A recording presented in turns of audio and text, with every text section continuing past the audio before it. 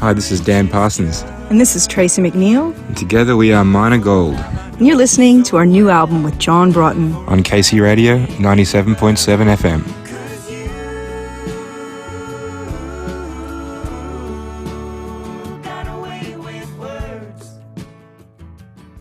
Later. Yeah, Welcome home. That's the first thing I've got to say. thank you. I've been following your travels on Facebook the past couple of months, and I got exhausted just doing that. So I can only imagine how tired you must both feel. But I guess it's might be a combination of exhaustion and jubilation. Yeah, it definitely is. Yeah, we're just so stoked that it kind of came off, that we kind of got to do it because you know, for our kind of music, going to America is it's kind of the holy grail. Like a lot of our influences come from there, and for years we just thought it was just one of those things that, oh, wouldn't it be great to do that? And then, invariably another year goes by and you haven't got your visa. So, but we're just so stoked that we actually got the job done, and now we're here ready to go again. Yeah. And in addition to the States, Tracy, you got to return to your homeland and do some shows and show off this wonderful new project to the people of your homeland. That must have been a real buzz for you and a great homecoming. It really was. We did all of July in British Columbia and saw friends out there. I used to live out there for about 5 years, and I spent my 20s out in BC on the West Coast. And then we finished off the tour in Canada, in Ontario, which is where I grew up, in a little town called Port Colborne, and did a show in Toronto.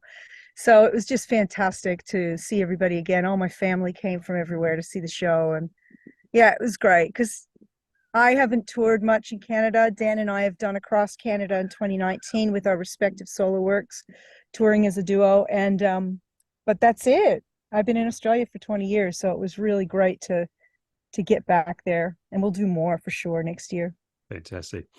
Now, every couple has a great how did we meet story. So I'll get that out of the way first. How did you both meet?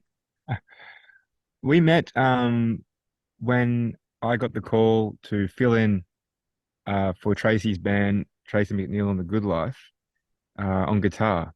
And 2014. in 2014, yeah, I had done a job with Bree Hartley, the drummer in that band, for a different artist called Sue Ray, who's also from Brisbane. She was touring through Melbourne and needed a pickup band, and I knew Sue and she knew Bree. We didn't know each other. We did the gig and it was a great connection. And so shortly after, when Tracy needed a guitar player, I must have been at the front of Bree's mind. So they got me to come and have a rehearsal and learn the songs and did the launch, which I was filling in for. And then I just kind of stayed. And the connection musically between us was really apparent quite early on. And then we started singing together, and that felt really good. But yeah, that was how we met, and here we are. Can you recall the first time you harmonized together? Was it as simple and effortless as you make it sound now? Pretty much. I know that sounds kind of maybe unbelievable, but it was. Yeah, like we had a rehearsal. It was a one-off, let's see if this fits kind of thing. And it was Bree in Bree's living room. Mm. Dan came over and we said, let's see how this guy works out, and he was amazing. And our voices connected and clicked, and subsequent recordings, Thieves and You Be the Lightning after that, Dan's done so many harmonies, and it's always just really locked in. But we'd never had the chance to write together. So that was a long time in the waiting. It would have been a cold, wintry Melbourne night in probably, I think, June of 2014. Mm-hmm. Yeah.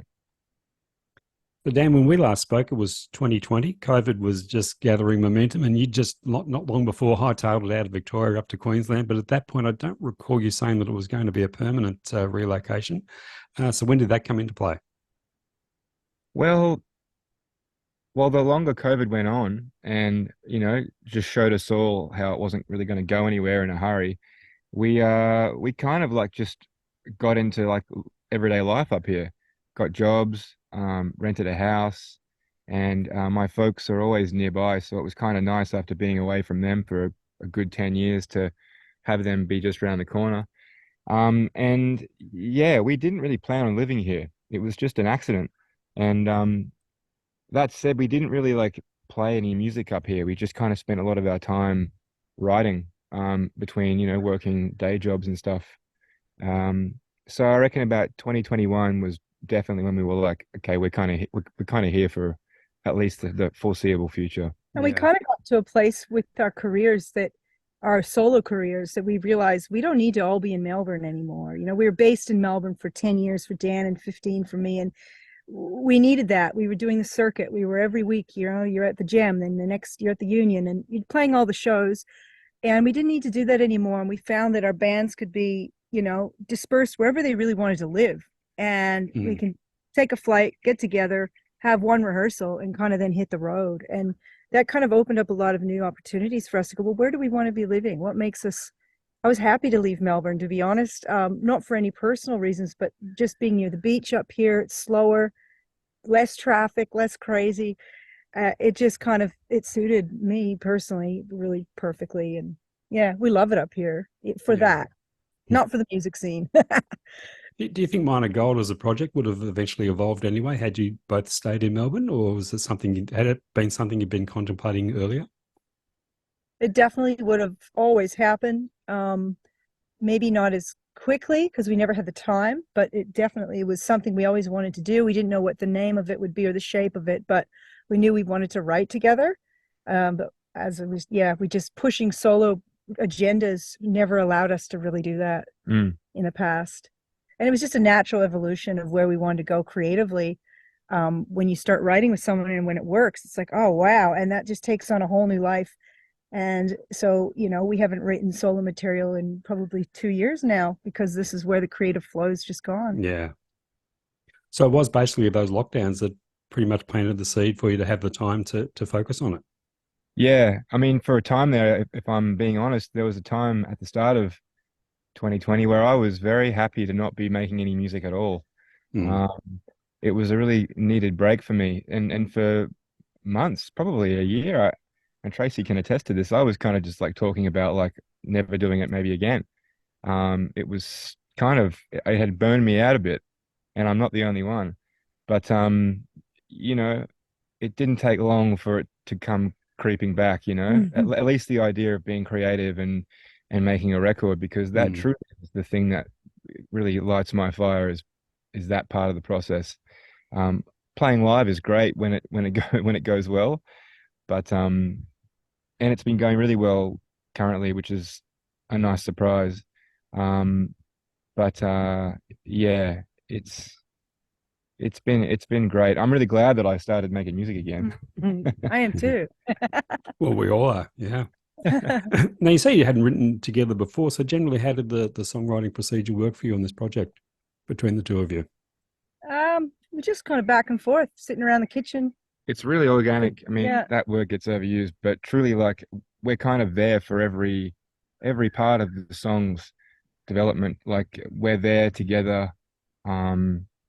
It's just such a natural thing. Like, our musical and rhythmic and kind of melodic inclinations are really like synced. So a lot of the song just gets written by just kind of following where you think the song might go in your own mind, and then it just so happens that the person opposite you is thinking along very similar lines. So that sort of progresses the work quite quickly. Yeah,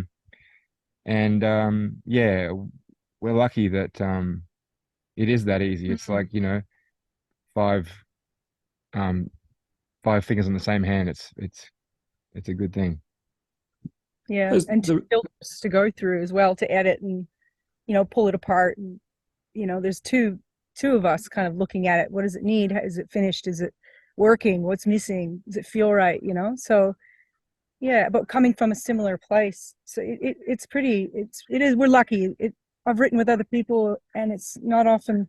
It's very rare that it just clicks in this way, and that you Yeah. get something that isn't a watered down version of what you do on your own, because there is a distance when you're writing with someone else. You know, it's not just from your perspective. So something happens in that kind of alchemy that sometimes maybe it's lighter, or it's less personal or whatever. So I think we're learning how to kind of still go deep and still craft with two minds coming at it from two perspectives. I think the initial approach also, like being in sync with the approach of what kind of song you're writing, really gives you an advantage. So like Tracy and I both love like classic songcraft. Like we're not here really to write 5.5 minute songs that go over there for a while and then come over here and then do this other thing there. It's like we just want to write good, really good pop songs. Um, and so when you have that as like the immediate sort of brief that hasn't been really discussed between you, it's just kind of both where you come from. That saves a whole lot of talking because I've done some writing with people in the past who aren't coming from that place. And when you're trying to, mesh two very different kinds of approaches to what song you're writing, it becomes like work, and ultimately one of you has to compromise to get the song finished, or both of you has to compromise to get the song finished, and it can be like just not enjoyable basically. But I think since we're coming from the same place as to what we want the result to be, it's really like effective. So has the response to this pretty much exceeded all your expectations, or did you have expectations in advance? We hope people liked it. We hoped it resonated. We've written enough records to think that hopefully people will dig it, based on what we've done before. But at the same time, it's different to what we've done before. So you're also dealing with, we hoped it would resonate, and it has, I guess, exceeded our expectations in many ways. I would say so for sure. Yeah, definitely. It's funny, like, we've talked to so many people when we first started out, and you get that, what are you doing? Are you not doing the band anymore? And why are you doing, there is that little bit of rub, and you're not going to get every single person that loves Dan Parsons solo work or Tracy McNeil Good Life jumping over and on board to Mine Gold. You get people that are like, it's not my bag. But we've got a combination of people that are, love and engage with our solo work that have come on board, but we've kind of opened up to this whole so many new people that have come on board that don't know what we've done in the past. So that's been really beautiful, that have different taste and maybe wouldn't be interested in our solo work. So it's broad spectrum, new engagement, like really cool in that way. It's been really, really cool. Yeah. So because of that, have you had to reassess long-term plans for Minor God or indeed your individual solo careers? For sure. I think because we worked so hard, like to get the O1B visa, which has got this ridiculous, like alien of extraordinary ability title in the US, they're crazy. So that's the title. And we worked for about a year to get that in place. And that lasts for 3 years. So and it was expensive. So in order for us to make good on that, we want to be going back over there and touring as much as we can, Australia, America, Canada, and just kind of working that system. So yeah, and it's viable. There's only 2 of us. There's not 5 of us. We have the visas. The visas we have are of individual status, so it's we couldn't really tour like that with Tracy's band. It was one of the big things that was kind of keeping that band on the ground. Was just the inability to tour financially viably. So we've had to adjust. I'm taking a break from doing solo stuff for now, because this is just a really pleasant vehicle to be in right now, creatively, and also to be on the road and sharing a life and a vocation is kind of something that I've always wanted to do, but it's very hard. Like relationships have come and gone because I've been away, or it's very hard to balance those 2 lives. So to be able to do it all in one is still of great novelty. We're definitely in each other's pockets, like 24 hours a day, We're living in a van when we're on tour. We're living in that van, and Dan does all the driving in the States because I'm the worst driver in the world and getting accidents, and it's horrible. So Dan's doing all the driving. I'm making snacks in the cooler and working out where we're going next, or booking the hotels or whatever. So it's definitely a tag team situation, but it's going so well, and we've had a ball. America and Canada has been outstanding. We're really lucky. Yeah, we'll probably do another album after this one. Yeah. I noticed on the liner notes to this one, you acknowledged the support of Arts Queensland. So I'm guessing you got some kind of grant funding there for that. Was that a heavy process to go through and lots of hoops to jump through? No, it wasn't actually. It was surprisingly easy. They've been really generous. They've given us 2 rounds of funding, Arts Queensland, which has been super helpful. But yeah, it wasn't a very hard process, just a very regular grant kind of a thing. Yeah. We're continually applying for grants. Australia Council has supported our Australian tour. So this Oh, tour we're good. about to embark on has got some support for that from Oz Council or Creative Australia now. So we've been really lucky. As we're touring over there, we're doing grant applications at the airport. It never stops, the administrative work. But if you don't ask, you don't get, and if you don't put your hat That's in the so ring, true. you don't Yeah. get it. Who can afford it? We can't afford to. It costs a lot of money to put out quality music or music at all. So, got to do it. Hmm. I want to give a big thumbs up to the album cover art. If there ever was an album that perfectly matches the style of music on the album, an album cover that matches it perfectly, I think you'd win the award for that. It has that classic 70s West Coast singer-songwriter album look to it. Talk us through that one. Thanks, John. Thanks for Yeah, that. that's That's that's cool. that's really cool that you dig that. We met this guy called Benjamin Andrew. I saw him online, just a local Gold Coast-based photographer, and he works predominantly with film.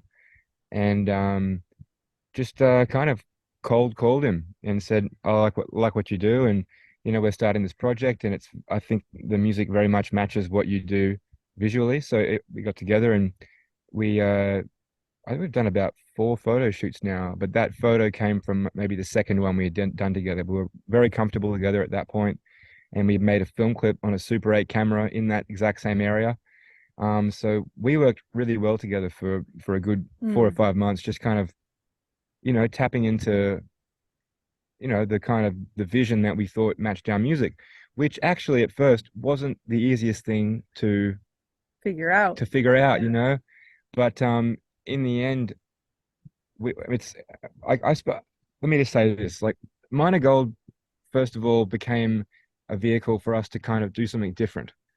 And we wrote the songs, recorded the songs, and we were convinced, I think, that we had done something that was different to what we would normally do in our solo projects.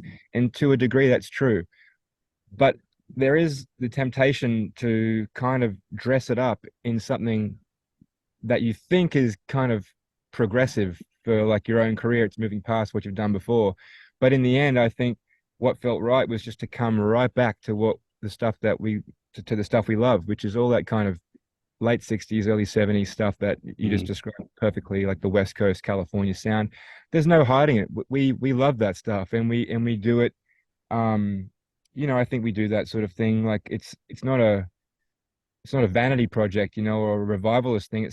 It's like molecular. It's just in us. Yeah. So it was really cool to kind of go, yeah, this is the album cover. I think we just need to lean into that, and I'm just so glad that people like you are, digging it. Oh, look, it perfectly matches the feel of the record, even down to the lettering, the font, and everything. Yeah, cool. And I got it on vinyl too, which just seals the deal. Yeah. So good. Was it always going to be Minor Gold? Were there any other names in contention? No, because that came about, we were logging our songs with PPCA, our individual songs, and we had to put like secret password questions or security questions in. And so we had our mother's maiden names involved in that.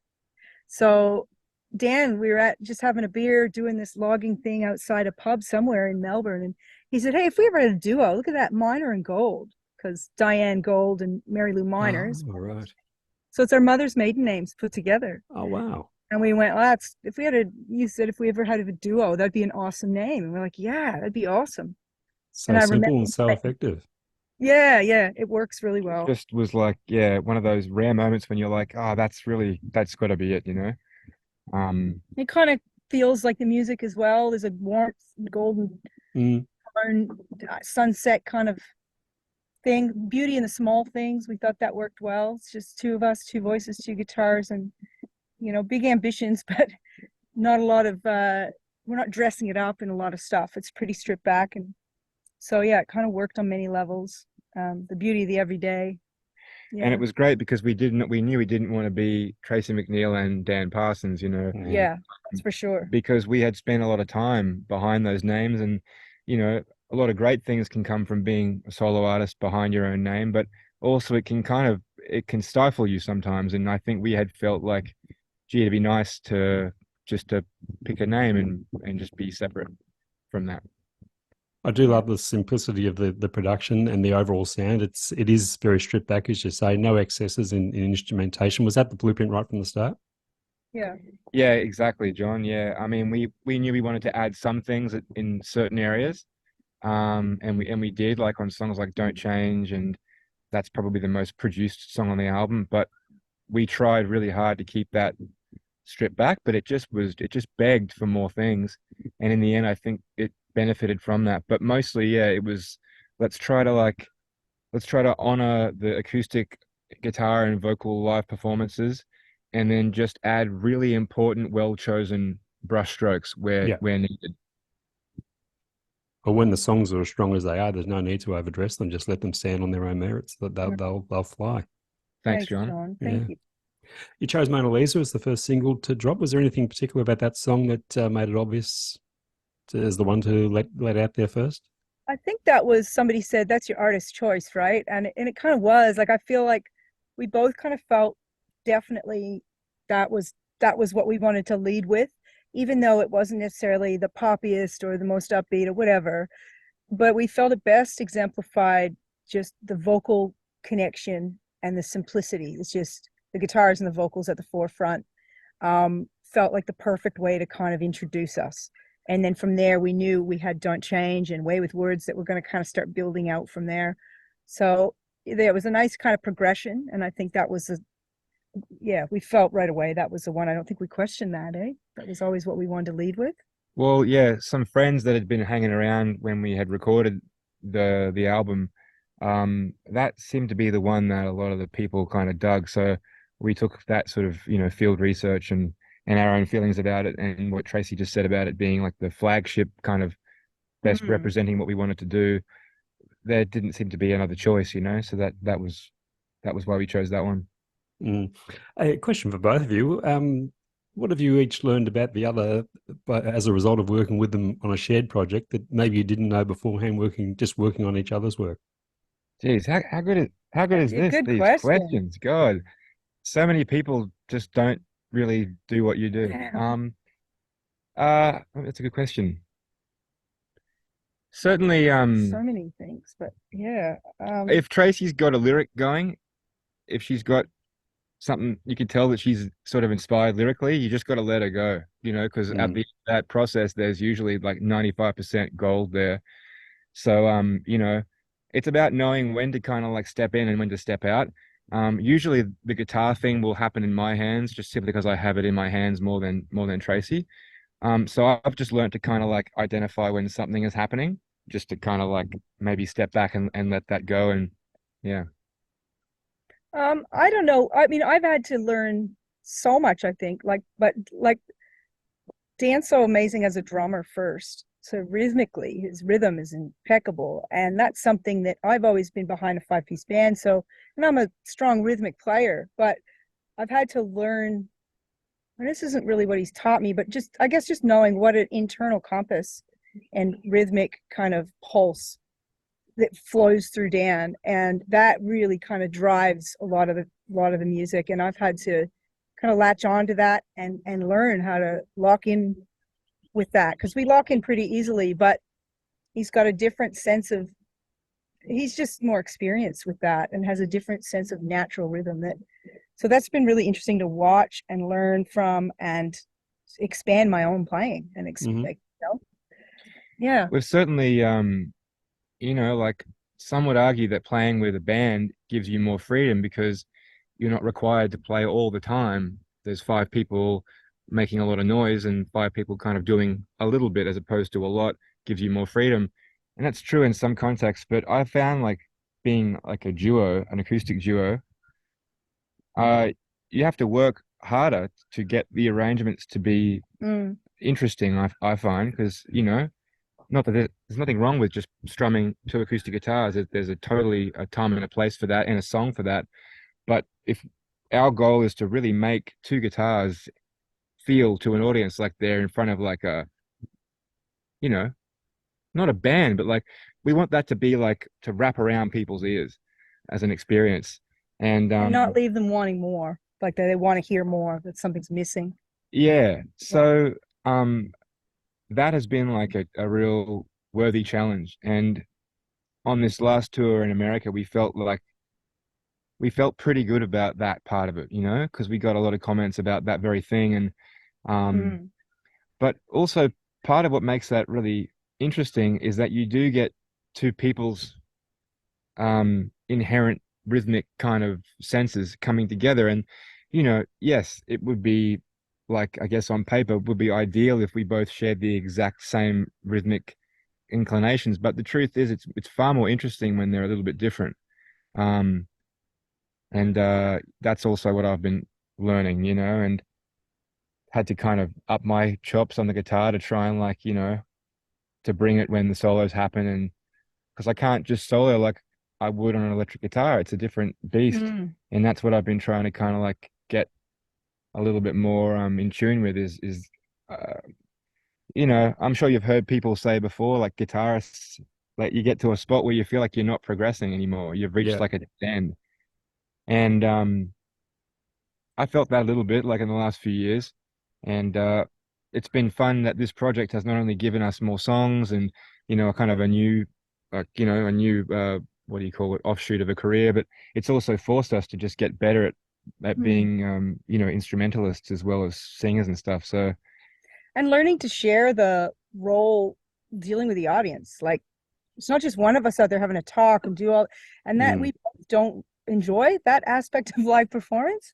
I well, wish I didn't have to talk at all. we do when it goes well. Yeah. Like When- when the crowd is with you, it's no problem at all. But yeah. sometimes, you know, when you feel like you're behind the eight ball a bit there, and it can be a bit, yeah. So we've kind of learned each other's strengths in that area too, and Yeah. let the person like let each other have a go and balance that back and forth and not feel the sole responsibility to carry the audience through the show with all your bantering. So that's been something we've had to get used to because sometimes we jump in to talk because we're used to being the only one, and Yeah. learning how to share that space and also learning the power of silence and not having to talk and trusting each other, Stagecraft, trusting the yes. stagecraft and the connection that's going to hold people. They don't need to hear us yapping about the next track, you know?